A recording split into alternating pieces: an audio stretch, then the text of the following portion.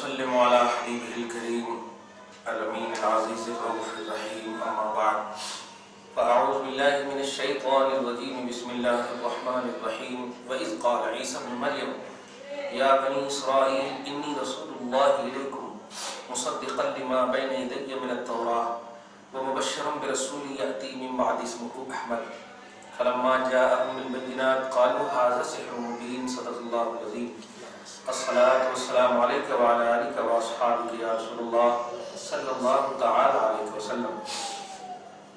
حضرت موسیٰ کے حوالے سے کل گفتگو ہوئی، چونکہ حضرت موسیٰ اور عیسیٰ بہت ہی زیادہ فیمس ہیں اور بنی اسرائیل میں سے ہیں، اس لیے ان کو یہاں پر لا کر کے، کیونکہ عرب کی سرزمین پہ مکہ ہو یا مدینہ یہی دو زیادہ آباد تھے، عیسائی یا یہودی، تو ان کو زیادہ لانے کا خاص بھی مقصد اور حکمت یہی نظر آتی ہے کہ دیکھ جس پر تو ناز کرتا ہے وہ خود کیا کہہ رہے ہیں، جس پر تو ناز کرتا ہے، جس بیس پر تو یہودی کہلاتا ہے، جس بیس پر تو عیسائی کہلاتا ہے، وہ کیا کہتے ہیں۔ تو ان کو لانے کا مقصد یہی، ورنہ انبیاء کرام پہ 1,24,000 کم بیش آئے، ان کو ذکر کرنے کا خاص مقصد یہی ہے، اور ان کے ذکر سے ہمارے اور آپ کے محمد صلی اللہ علیہ وسلم کی عظمتوں کو بتانا مقصود ہے کہ جو لوگ نبی کے ماننے کا بھی دعویٰ کر رہے تھے وہ لوگ بھی انکمپلیٹ تھے، یعنی جھوٹی باتیں، جھوٹی گواہ اپنے آپ کو، جو کہے کہ دیکھیے میں ایک چھوٹی سی مثال، کوئی اگر کہے کہ میں رضوی ہوں اور اعلیٰ حضرت کو نہ مانے غلط ہے، کوئی کہے اشرفی ہوں مخدوم سمنا کو نہ مانے غلط ہے، قادری ہوں غوث پاک کو نہ مانے غلط ہے، صحیح ہے۔ تو ایسے کوئی کہے میں عیسائی ہوں اور عیسیٰ کو ریل نہ مانے تو غلط ہے، سمجھ رہے۔ تو ایسے ہی حضرت عیسیٰ، اب عیسیٰ کا موسیٰ کے بعد عیسیٰ کا، تو چونکہ بنی اسرائیل میں آخری نبی ہیں، اب عیسیٰ علیہ السلام کے حوالے سے آپ کے اور ہمارے نبی کی عظمت دیکھیے کیسے۔ وَاذْكُرْ وَإِذْ کل بتا چکا ہوں، وَإِذْ جب بھی آتا تو اذکر، اے حبیب یاد کیجیے، وہاں پر تھا وَإِذْ قَالَ، یہاں وَإِذْ قَالَ مُوسَىٰ لِقَوْمِهِ تھا، اب یہاں پر ہے وَإِذْ قَالَ عِيسَى ابْنُ مَرْيَمَ، سیم وہی ہے۔ وہاں یاد کرو جب موسیٰ نے اپنی قوم سے کہا، اور یہاں ہے یاد کرو جب عیسیٰ علیہ السلام نے، عیسیٰ ابن مریم نے۔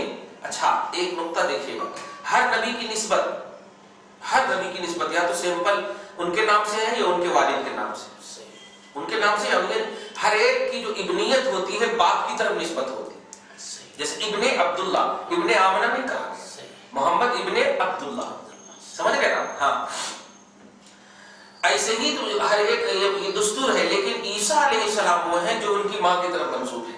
اس کی اصل وجہ یہ ہے کہ نہیں، ایک تو اصل وجہ یہ ہے کہ مریم ہی ان کی ماں ہے اور یہ اللہ کے بیٹے نہیں ہیں، تو سن آف گاڈ کا بھی رد کرنا مقصود ہے اس قرآن میں، کیونکہ قرآن پاک بڑی اتھارٹی کتاب ہے اور اس کو سب مانتے ہیں۔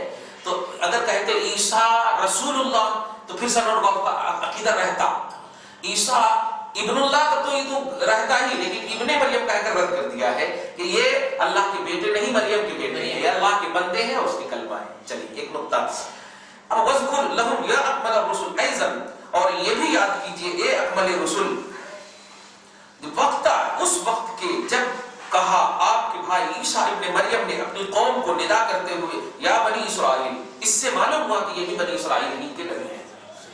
خیر، انی رسول اللہ علیکم، بے شک میں تم تک اللہ کا رسول ہوں، ارسلنی لارشادکم الی طریق الحق وصراط توحید، مجھے اللہ نے تمہاری رہبری کے لیے، تمہاری حق کے راستے اور توحید کے راستے کی رہبری کے لیے مجھے بھیجا ہے تم تک، لِأَكُونَ مُصَدِّقًا لِمَا بَيْنَ يَدَيَّ مِنَ التَّوْرَاةِ، اور تاکہ میں تصدیق کرنے والا ہو جاؤں اس بات کی جو بات میرے سامنے یعنی توریت کی۔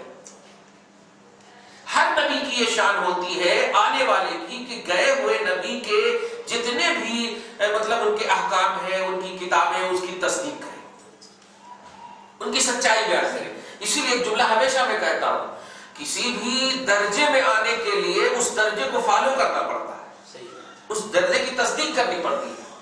اولیاء اللہ کو کیسے نہیں آپ مانیں گے؟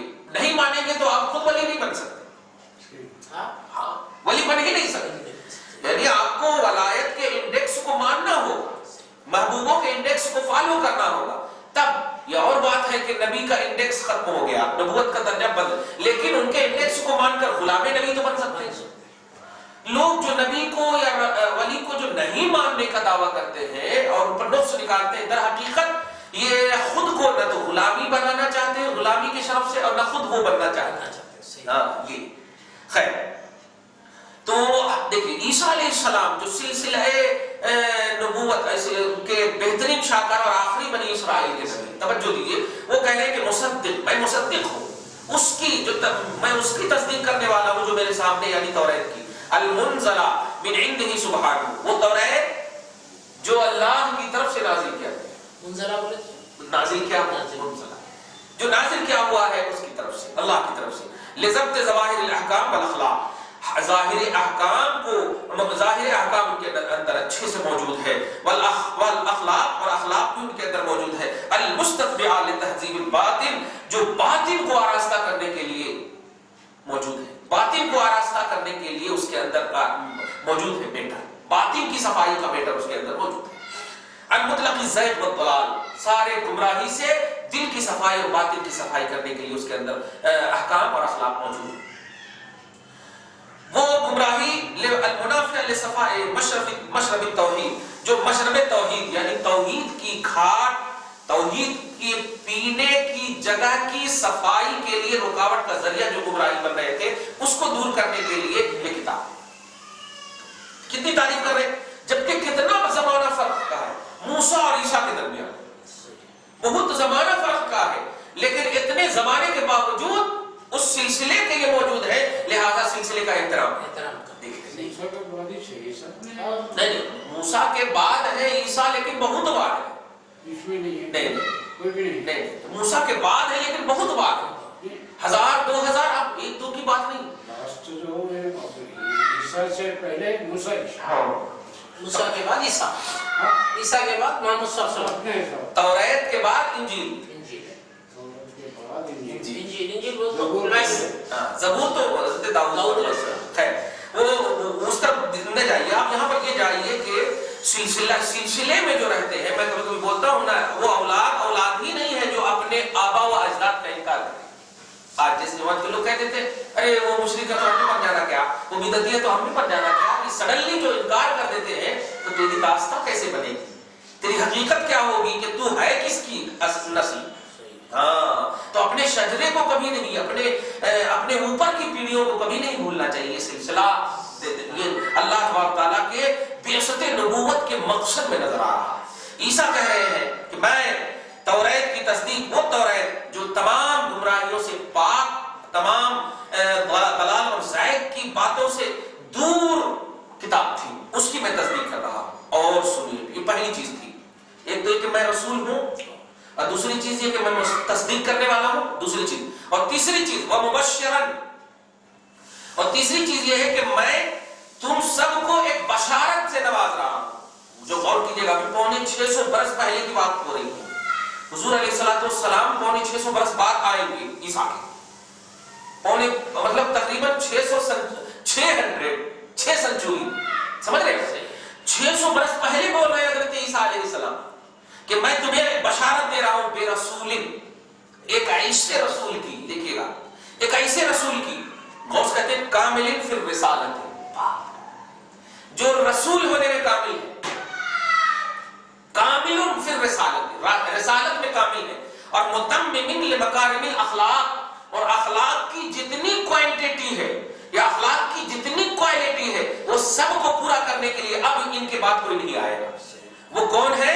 یاتی، آئیں گے، من بعدی، میرے بعد، مظہرا لتوحید الذات، جو خدا کی ذات کی توحید کے مظہر ہو، ذات خدا ان میں نظر آئے.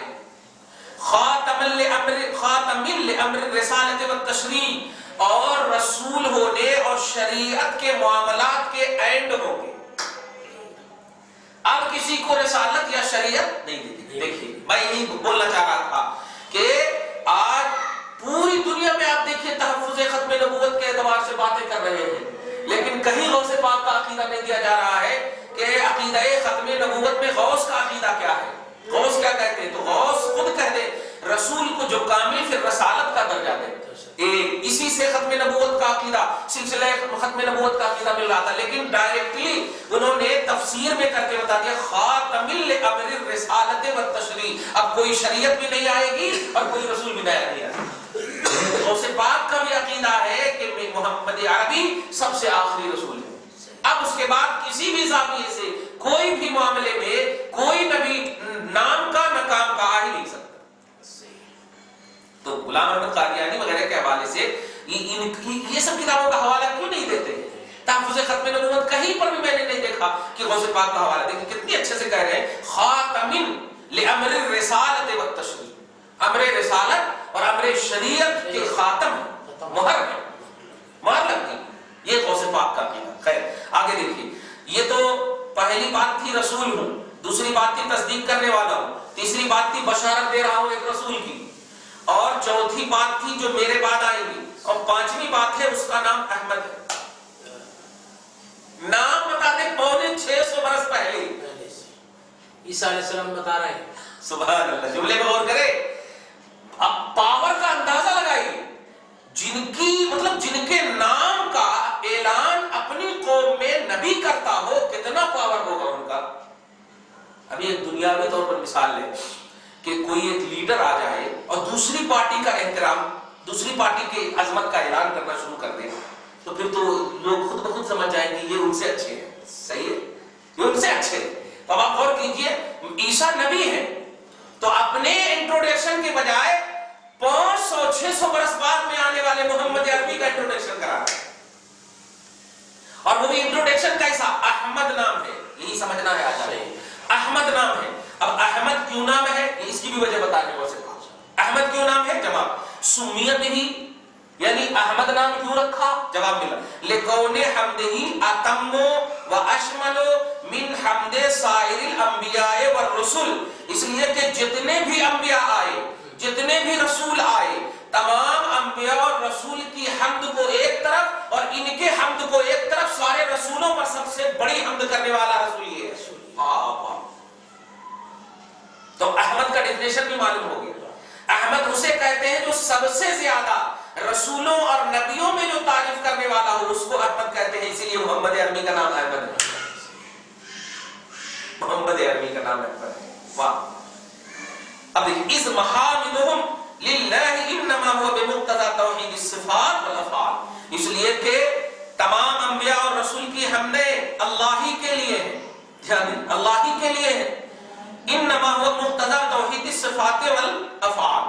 لیکن یہ صفات اور افعال یعنی اللہ تبارک تعالیٰ کا جو 99 نام ہے ان کے تقاضے کے اعتبار سے ہے.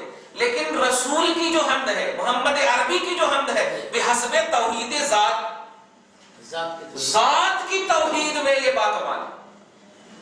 جملے میں غور کریں.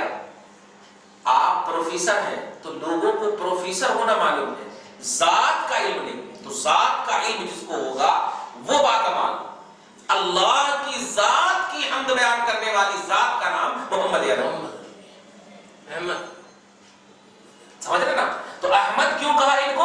سارے رسولوں پر، سارے نبیوں پر حمد میں فوقیت رکھتے ہیں. اس کی وجہ یہ ہے کہ سارے نبی اور سارے رسول صفات اور افعال کے حماد ہیں، اور یہ جو ہے ذات خدا کے حماد ہیں. اور ذات جہاں ہوتی ہے صفات وہاں ہوتی ہے. صحیح. عربی کا گرامر ہے اذا ثبت الشیء ثبت بلوازمہ.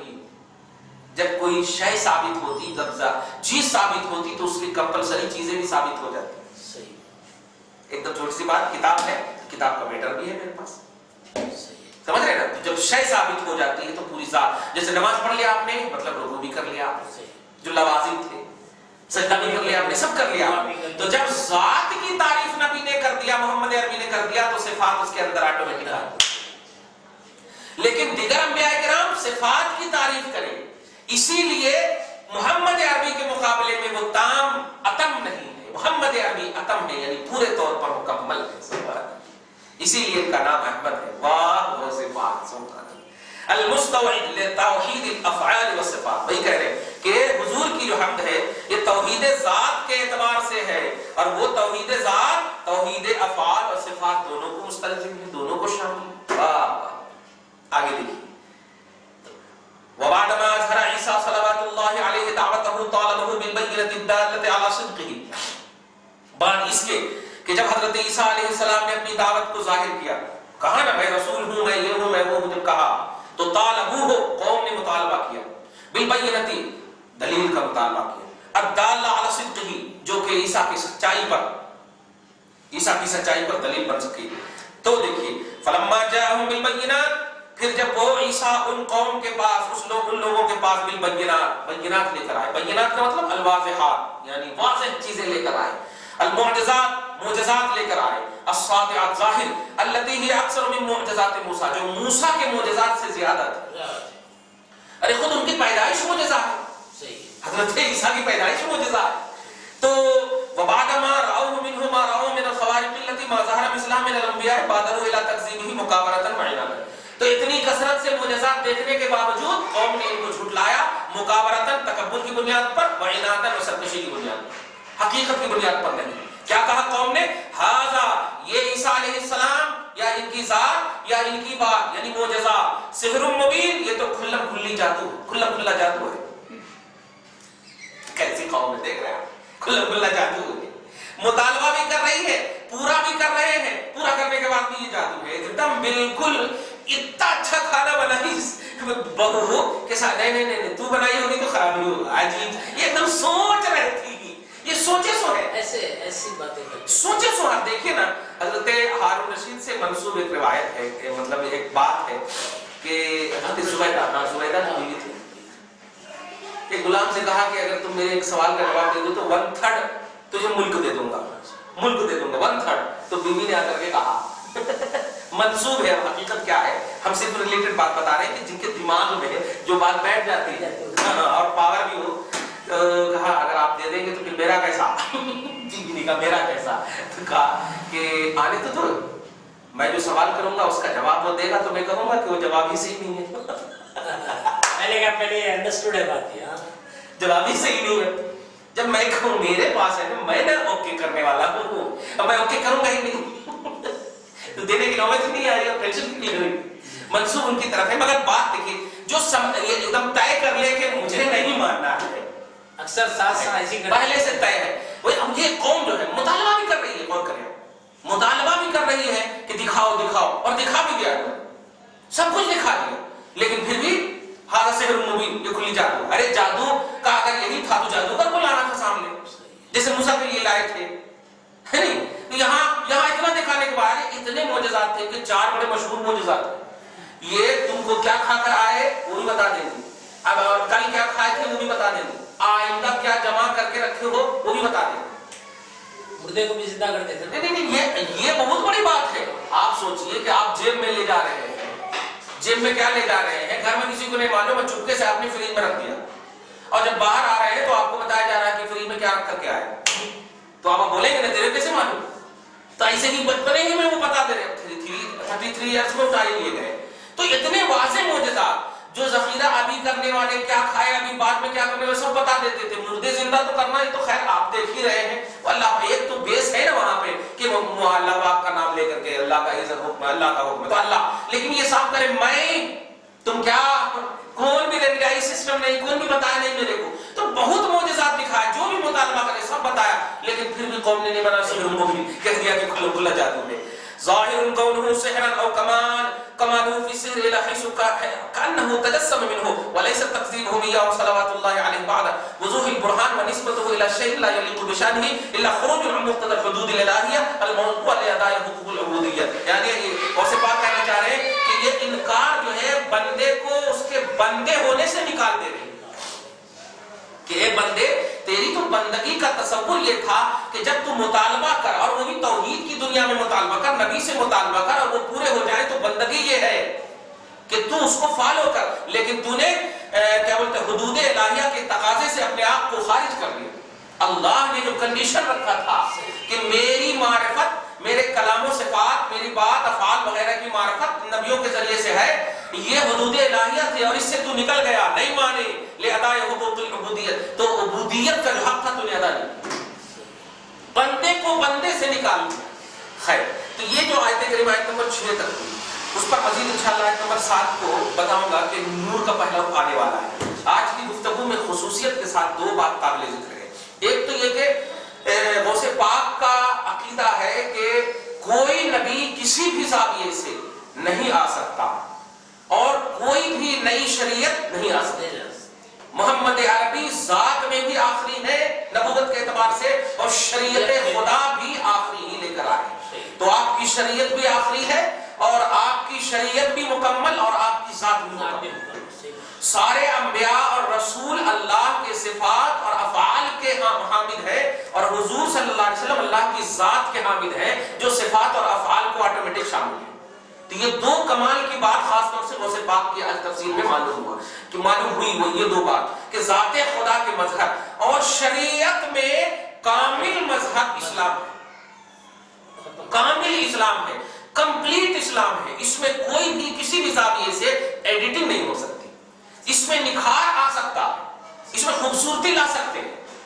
اب کثرت سے نوافل پڑھی خوبصورتی ہے، لیکن فرائض اور واجبات کی تکمیل کے بعد کثرت سے آپ دوسروں کو خیر خیرات کیجئے، لیکن زکات کی ادائیگی کے بعد نہیں.